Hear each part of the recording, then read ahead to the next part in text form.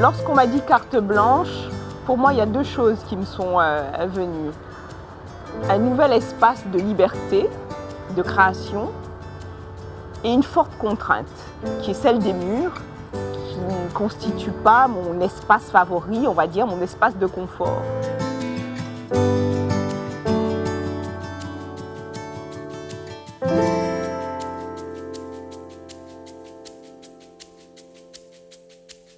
Quand j'ai besoin de sortir du tourbillon du monde dans lequel je vis, c'est un peu une base de repli pour moi, la nature.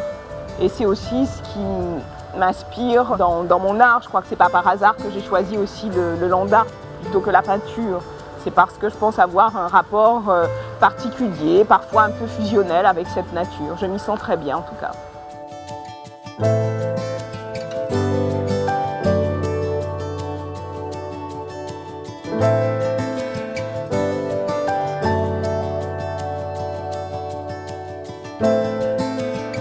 L'argile a quelque chose d'originel pour moi. Et puis à travailler, elle a un contact très particulier. Elle garde tout le temps la trace de tout.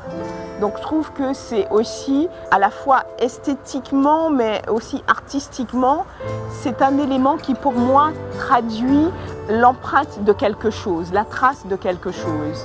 Et la travailler et voir ces différentes couleurs aussi, parce qu'il y a différentes couleurs d'argile, pour moi c'est une matière qui parle d'elle-même. Le fait qu'elle se craquelle en séchant, pour moi c'est la trace du temps. Donc elle est très expressive comme matière.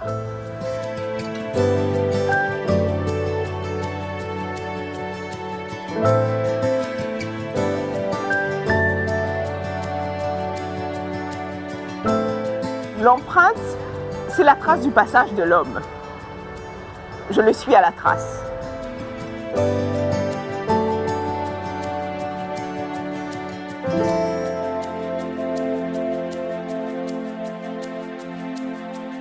Je sais que moi, j'ai un engagement, en tout cas, qui me tient à cœur. C'est d'abord un engagement humaniste.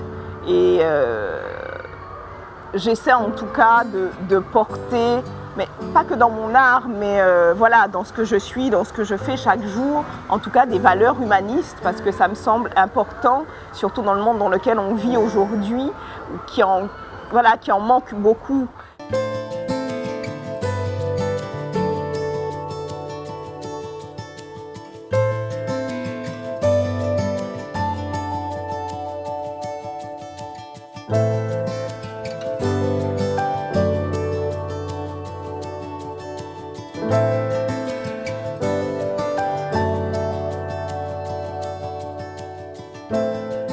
L'homme est un élément de la nature au même titre que les animaux, au même titre que les végétaux. Et oui, on fait partie de cette nature. Je pense qu'on l'oublie.